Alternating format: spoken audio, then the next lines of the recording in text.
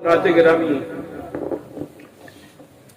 दुकानदारों ने देखा कि ये तो लगता है कोई आमिल आदमी है। शाम को लोगों का अकीदत हुई, बड़वसा हुई ना, तो उसके लिए थाल में अफ्तारी सजा करके उसके पास लेकर गए कि अब तो मगरिब का टाइम हो गया है, हुजूर जलपान कर लीजिए, अफ्तार कर लीजिए। उस वक्त उसने कहा है लोगों मुझे छेड़ो नहीं,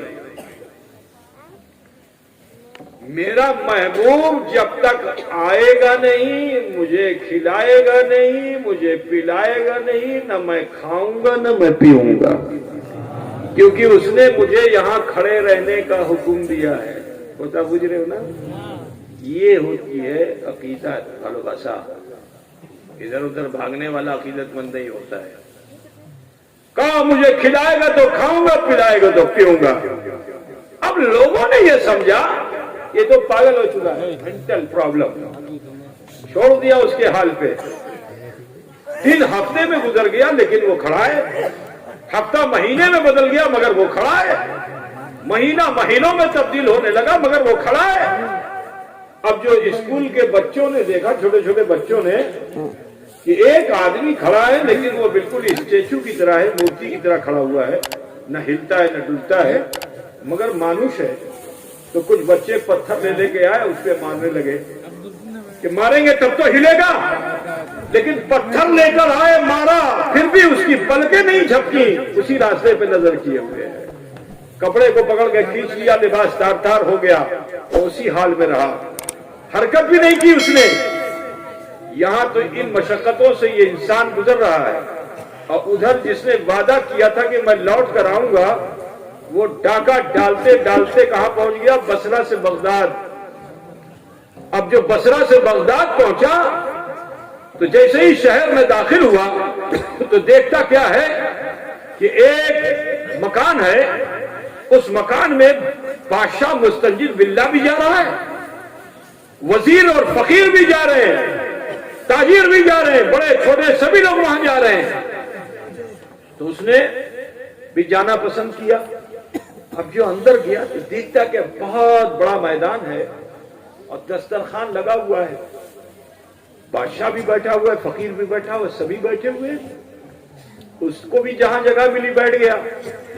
खाना भी बहुत लजीज लजीज लगा हुआ था, मुर्गा भी है तो मछली भी है तो मटन भी है, सब रखा हुआ है उस पे, तरह तरह के पकवान है। लेकिन उसका मन दस्तरखान पे नहीं लग रहा था, क्योंकि उसकी नीयत तो कुछ और थी, वो तो डाका डालने के लिए गया था। तो उसने अपने दाहिने बाएं जो लोग बैठे हुए थे उनसे पूछा कि भाई ये बताओ कि शहर बगदाद का सबसे अमीर आदमी कौन है? क्या दीवाने हो गए हो जिसके दस्तरखान पे नेमत चुनने के लिए बैठे हो? देख नहीं रहे हो यहाँ का राजा भी इनके दस्तरखान से नेमत चुनने के लिए हाजिर हुआ है, यही तो अमीरुल उमरा है। जब दोनों तरफ से यही आवाज उसको मिल गई, सुकून हुआ। कहा चलो बगैर तलाश किए तबड़ो बाड़ी आमी पहलम, आज के बेशी बेशी आमी डाका डालबो, बेशी बेशी माल पाबो। गर्द के जब महफिल का इख्तिताम हो गया, लोग रुखसत हो गए, वो कोने में छुपा रहा। और जब रात तारीख हो गई और लोग गहरी नींद सो गए तो वो अपने काम में लग गया। घर के अंदर दाखिल हुआ, बाड़ी में कमरा देखा, दालान देखा, रन्ना घर देखा, दीवार को थपथपाया, जमीन पे पैर मारा कि कहीं तो कुछ खजाना मिले, लेकिन पूरे घर में कोई खजाना नहीं। तो हाथ मलने लगा, या अल्लाह इटा हमें बेशी भूल करलम, आज तक तो बड़ो भूल हमें करलम ना, इटा की हो लो किच्चो हमें पायलम ना। ये सोचा उसने तो कहा अच्छा चलो ठीक है, जब ये मालो मता जरो जवाहरात नहीं मिले तो रन्ना घर में देख पतीला तो होगा, इतने लोगों ने खाया तो कुछ तो होगा, वही चल के लेंगे। अब वो रन्ना घर में जो आया तो देखता क्या है, न आग है, न अंगारा है, न देख है, न पतीला, किच्चू ना आई। फिर हाथ मरने लगा, या अल्लाह खुद तो वो भूल कर लो मम्मी किच्चू पायलम ना। इतना जो सोचा, देखा कि खंबे के पास कुछ बर्तन रखा हुआ है, छोटे छोटे प्याले बर्तन रखे हुए हैं। तो اس نے کہا چلو ڈاکوؤں میں نہ صحیح کم سے کم آج کی رات یہ اٹھا لیتا ہوں تو چوروں میں نام لکھ دیا جائے گا۔ اس نے کچھ برتن کو اٹھایا، اپنی تھیلی میں رکھ لیا۔ اب جو جھولی میں برتن کو رکھا نا تو آنکھ چلی گئی، سور ہو گیا، اندھا ہو گیا۔ اندھا اندھا سمجھتے ہو نا؟ آپ کے وہاں کانا بولتے ہے نا، کانا ہمارے وہاں اس کو بولتے ہیں۔ ایک آنکھ اس کی خراب ہو جائے وہ کانا، اور دو آنکھ خراب ہو جائے تو اندھا۔ آپ کے وہاں اندھے کو بھی کانا ہی بولتے ہیں۔ بہرحال سور ہو گیا، اندھا ہو گیا۔ اب جو اندھا ہو گیا تو دیوار سے سر ٹکراتا ہے، زمین پہ گرتا ہے، بڑی مشکل سے رنا گھر سے باہر نکلا تو میدان میں بھی صحن میں بھی اس کا یہی حال ہو رہا ہے، ٹھوکر کھاتا ہے، گرتا ہے۔ اسی میں رات پار ہو گئی۔ جو باڑی والے تھے وہ فجر کی نماز پڑھنے کے لیے مسجد جا رہے تھے، تو جیسے ہی صحن میں آئے دیکھا ایک آدمی کھڑا ہوتا ہے، گرتا ہے، دیوار سے ٹکراتا ہے۔ پوچھا ہو انسان تم کون ہو؟ جو آواز سنی تو رونے لگا، کاننے لگا، اے میرے محسن آپ کا بڑا احسان ہوگا، میں پوری رات سے میں بہت پریشان ہوں، مجھے اس گھر سے باہر نکال کے نجات دلا دیجئے۔ باڑی والے نے کہا آؤ تمہیں نجات دلا دیتے ہیں، کوئی مشکل بات نہیں۔ ہاتھ پکڑ لیا اور لے کے چلے۔ جیسے ہی دروازے کے قریب پہنچے نا تو دروازے کے باہر سے ایک مانوس آواز آ رہی تھی، جانی پہچانی آواز آ رہی تھی۔ تو قدم کو اور تیز بڑھایا، جلدی سے جا کے دروازہ کھولا تو جانتے ہو سامنے کون تھا؟ حضرت خواجہ خضر علیہ السلام تھے۔ حضرت خواجہ خضر علیہ السلام تھے۔ اور دروازہ کھولنے والا کون تھا؟ حضرت غوث اعظم پیران پیر دستگیر شیخنا محی الدین عبد القادر جیلانی تھے۔ کہا ہے عبد القادر بصرہ کے ابدال کا انتقال ہو گیا، جلدی سے کسی کو ابدال مقرر کرو، نہیں تو وہاں بلائیں آئیں گی، مصیبتیں آئیں گی، تباہیاں آئیں گی، بربادیاں آئیں گی۔ تو سنو تصوف کے مسئلے سے بلائیں وبائیں اسی لیے آتی ہیں کہ جس علاقے سے بزرگوں کا، ولیوں کا گزر ختم ہو جاتا ہے وہاں بلائیں آنے لگتی ہیں۔ ہر علاقے میں 4 ابدال ہوتے ہیں، اگر ایک کا انتقال ہو جائے فوراً وہاں کوئی متعین نہیں ہو تو پھر اس شہر میں بلائیں آئیں گی، وبائیں آئیں گی۔ حضرت خواجہ خضر نے فرمایا کہ جلدی سے ابدال مقرر کیجئے۔ حضرت غوث پاک بہت چنتا میں، یا اللہ کی گوری نا ہمر سمپورن جو تربیت یافتہ لوگ تھے، ورنہ کسی اپنے رشتہ دار کو متعین کر دیتے۔ بات سمجھ رہے ہو نا؟ لیکن غوث پاک نے اپنے کسی ریلیٹیو کو متعین نہیں کیا، سوچ رہے ہیں کہ کس کو متعین کروں، کس کو متعین کروں۔ اچانک توجہ اس کی طرف چلی گئی۔ اب جو اس کی طرف توجہ گئی، کہا رہے اس نے تو میرے ہاتھ پہ اپنا ہاتھ دے دیا ہے، کل میدان محشر میں اگر اس نے میرے نانا سے جا کے کہہ دیا کہ احمد مصطفیٰ محمد مصطفیٰ صلی اللہ علیہ وسلم میں خطاوار ضرور تھا، میں مجرم و پاپی ضرور تھا، جانے میں نہ صحیح انجانے میں آپ کی آل کے ہاتھ میں ہاتھ دے دیا، اگر وہ دستگیری فرما دیتے تو میرے دل کی دنیا بدل جائے۔ تو آپ کو بھی خیال آیا کہ کہیں ایسا نہ ہو کہ یہ میرے نانا سے شکایت کرے، تو جانتے ہو غوث پاک نے اسے کھینچا اور سینے سے لگا لیا۔ اب جو سینے سے لگایا تو اس کا دل روشن ہو گیا۔ اب جو اس کا دل روشن ہوا نا تو دل کی نگاہ سے وہ تحت الثری کا خزانہ بھی دیکھ رہا ہے اور عرش اعظم دیکھ رہا ہے۔ جو ایک لمحے میں یہ مقام پا لیا تو قدموں پہ گر گیا، کہا میرے محسن آپ کا اتنا بڑا احسان کہ آپ نے تحت الثری کا خزانہ بھی دکھا دیا اور عرش اعظم بھی دکھا دیا، تو سرکار یہ تو میں نے دیکھ لیا مگر آپ کو نہیں دیکھ سکا، کیونکہ آپ ہی کے گھر میں میں آیا تھا آنکھ لے کر، مگر آج میں اندھا ہو گیا، کانا ہو گیا۔ اگر میں اسی حال میں باہر چلا جاؤں گا تو زمانہ مجھے تانا دے گا، تو لہذا اے میرے محسن میری آنکھوں کو روشنی عطا فرما دیجئے تاکہ محسن کا دیدار کر سکوں، اتنا کہنا تھا کہ سرکار غوث پاک نے پھر اسے اٹھایا، اور میرے غوث کو اللہ نے بڑی خوبیاں عطا فرمائی کہ اگر مبروس آتا تو مبروس شفا یاب ہو جاتا، اندھا آتا تو بینا ہو جاتا۔ یہی نہیں، میرا غوث وہ ہے کہ جو مردوں کو جلا دیا۔ نعرہ تکبیر، نعرہ رسالت، حضور تاج الاولیاء کا دام، حضور تاج الاولیاء کا دام۔ آپ نے اپنی شفا کی 2 انگلیاں لی اور آنکھیں پہ عرش رکھ دیا۔ اب چوک پہ جو رکھا نا تو آنکھیں روشن ہو گئی۔ اب جو آنکھیں روشن ہو گئی تو دیوانہ غور کبھی ہاتھ چومتا ہے، کبھی پیر چومتا ہے۔ اے میرے محسن، آپ کا بڑا احسان، حضور جلدی سے توبہ کرا دیجئے۔ حضور، میں اپنی تمام خطا سے لوٹ کر اللہ کی طرف رجوع کرتا ہوں، میری خطا کی معافی ہونی چاہیے۔ سرکار غوث پاک نے اسے اپنا مرید کیا اور فرمایا، جا، ایک لمحے کے لیے تو میری صحبت میں آ گیا ہے نا، جا، میں نے تجھے بصرہ کا ابدال مقرر کر دیا۔ عزیزو، تو صحبت میں آنا ضروری ہے۔ صحبت میں آ گیا، ایک لمحے کے لیے ابدال مقرر کر دیا۔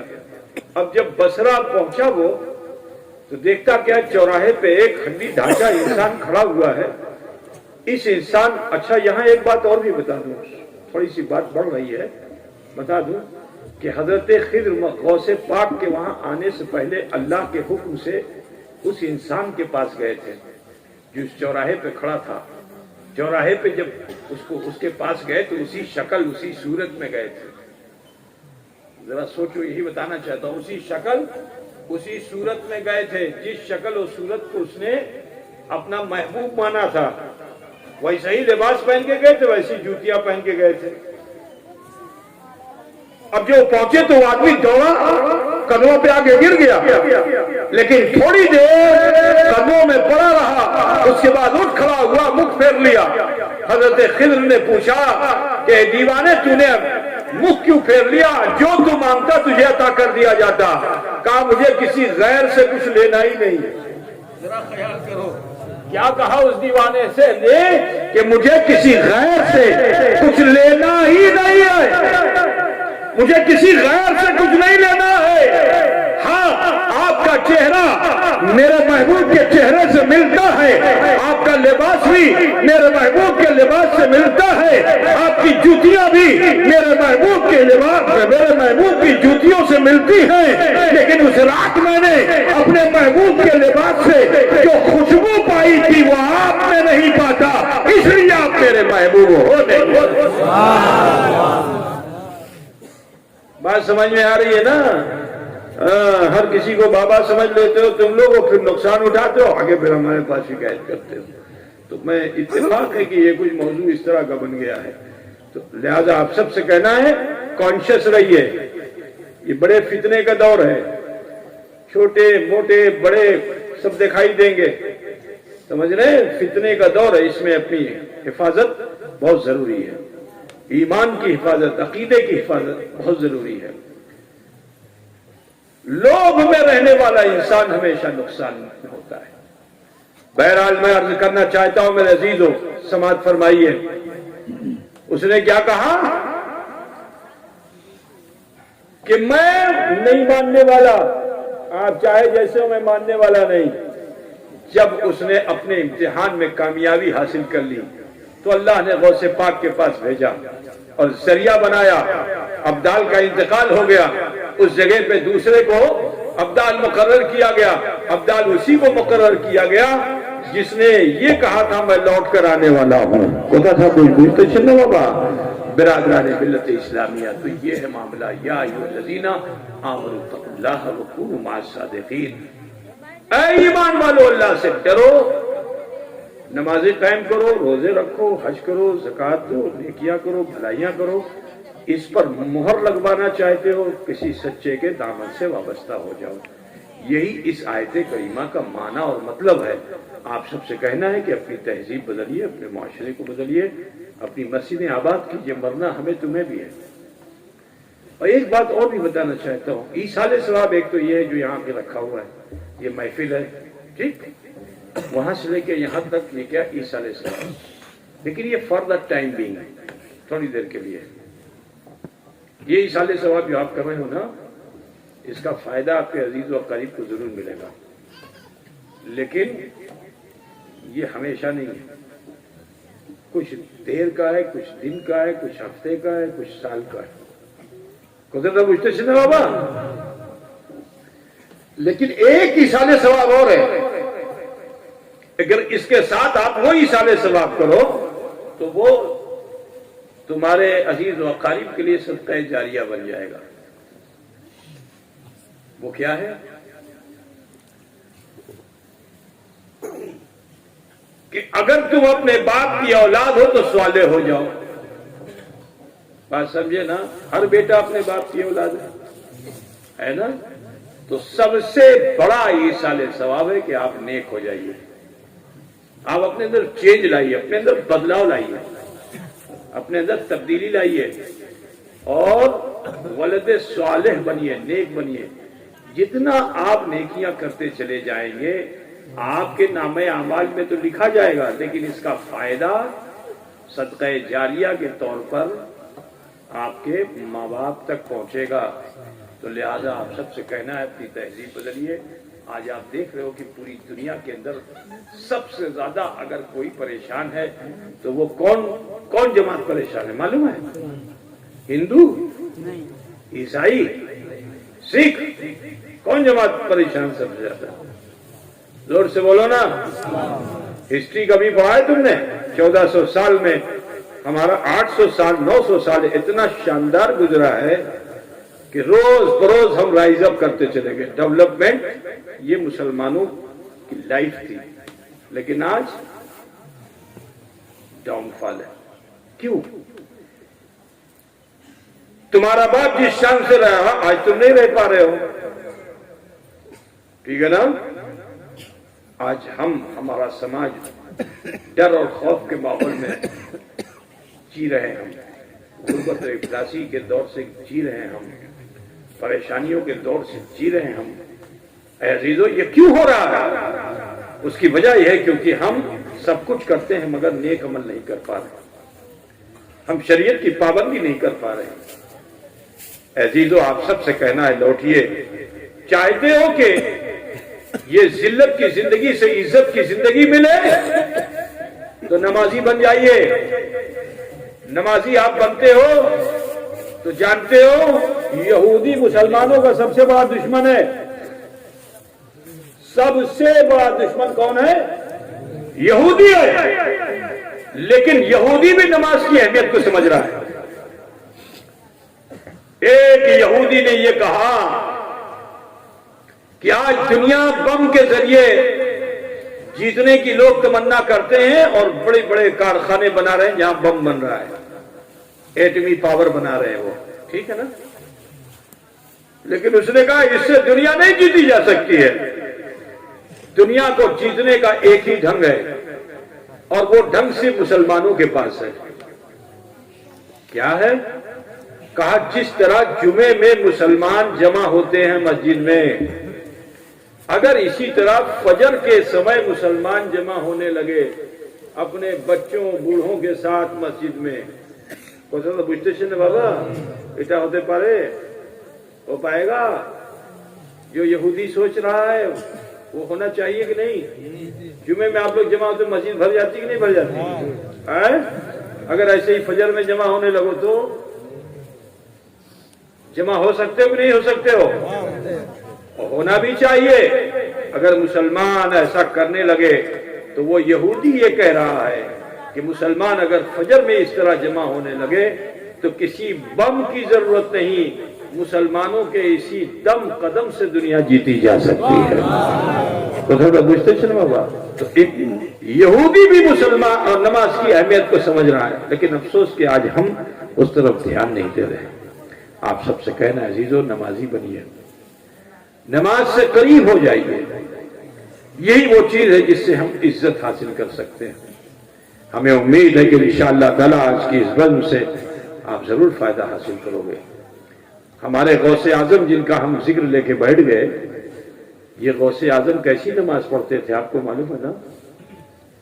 ایسی عبادت کرتے تھے، کبھی کبھی ایک پیر پہ کھڑے ہو کر پورا پورا قرآن پڑھ ڈالتے تھے۔ پوچھتے تھے کیوں؟ مشقت میں رہ کر اللہ کو یاد کیا جائے۔ ہم لوگ آسانیوں میں بھی اللہ کو نہیں یاد کر پا رہے۔ وہ غوث اعظم کیسے تھے کہ جو عشاء کی نماز کے لیے جو مصلی پہ آتے تھے نا، تو اسی وضو سے فجر کی نماز بھی پڑھتے تھے۔ ذرا سوچئے کیسے تھے غوث اعظم، کیسی نماز پڑھنے والے تھے غوث اعظم، ہے نا؟ میرے عزیز، آپ سب سے کہنا ہے کہ ہم غوث اعظم کے ماننے چاہنے والے ہیں، ان سے ہماری نسبت ہے۔ وہ سرکار غوث پاک رضی اللہ تعالیٰ عنہ جنہوں نے اتنے مجاہدے کیے، اتنی مشقتیں کی، ہم ان کے مرید ہیں، ہم ان کے چاہنے ماننے والے ہیں۔ ہمیں بھی چاہیے کہ ہم اپنی زندگی میں آسانیوں کے اس دور میں کچھ مجاہدے کر لیں، تو انشاءاللہ دنیا بھی اچھی ہو جائے گی، آخرت بھی بہتر ہو جائے گی۔ امید یہ ہے کہ انشاءاللہ تعالی ہم اور آپ اپنے اندر سدھار لانے کی کوشش کریں گے۔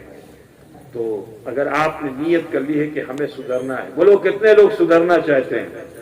سدھرنا سمجھتے ہو کہ نہیں ہے؟ کیا؟ ہاں دیکھو سب سمجھتے ہیں، تم لوگ تو بہت اچھا سمجھتے ہو بھائی، ماشاءاللہ۔ تو سدھرنا چاہتے ہیں نا؟ تو اب دیکھو جب نیت کر لی ہے تو پھر عمل کی دنیا میں فوراً آ جاؤ۔ سرکار غوث پاک کی ہی تعلیمات میں سے یہ عظیم تعلیم ہے کہ سرکار غوث پاک اپنی محفل میں آئے ہوئے کو ناکارہ نہیں رہنے دیتے تھے، سب کو باکارہ بنا دیتے تھے۔ طریقہ کیا تھا جانتے ہو؟ فوراً استغفار کی طرف آمادہ کرتے تھے، اچھے برے سب توبہ کرتے تھے، اور جب توبہ کرتے تھے تو ان کے بہت سے گناہ اللہ معاف کر دیتا تھا، اور بالکل سفید کاغذ کی طرح ہو جاتے تھے، ہے نا؟ بالکل صاف ستھرے ہو جاتے تھے۔ یہ محفل بھی انہی سے منسوب ہے۔ ہمیں یقین ہے کہ حضور غوث اعظم کی روحانیت ہمارے تمہارے ساتھ ہوگی۔ اگر ہم سچے من سے آج توبہ کر لیں گے نا، تو اگر پہاڑ کے ویٹ اور وزن کے برابر بھی گناہ ہوں گے تو اسی سمے ہمارے آپ کے گناہ اللہ معاف فرما دے گا۔ بولو بھائی سدھرنا چاہتے ہو تو دو زانو بیٹھو جیسے نماز میں بیٹھتے ہو، بہن بیٹیاں بھی ایسے ہی کر لیں، سب جیسے نماز میں بیٹھتے اسے بیٹھ جاؤ، اور تھوڑی دیر کے لیے ماں بہن بیٹیاں سینے پہ ہاتھ رکھیں جیسے نماز میں رکھتی ہیں، اور ہم سب نابھی پہ رکھیں اور تھوڑا سا دباؤ بنائیں۔ ماں بہن بیٹیاں سینے پہ دباؤ بنائیں، ہم لوگ نابھی پہ دباؤ بنائیں، اور آنکھیں بند کر لیں، سر جھکا کے من میں جھانکے دیکھیں ہمارا بچپن کیسا، ہماری جوانی کیسی، ہمارا بڑھاپا کیسا، اب تک کی زندگی کیسی، کہیں مجھ سے کوئی خطا بھول تو نہیں ہوئی؟ اگر کوئی خطا بھول گناہ سرزد ہو گئے تو اسے اکٹھا کر کے ارحم الراحمین کی بارگاہ میں پیش کر دیجئے۔ وہ غفور ہے، رحیم ہے، ہمارے آپ سب کے چھوٹے بڑے گناہوں کو معاف فرمانے والا ہے۔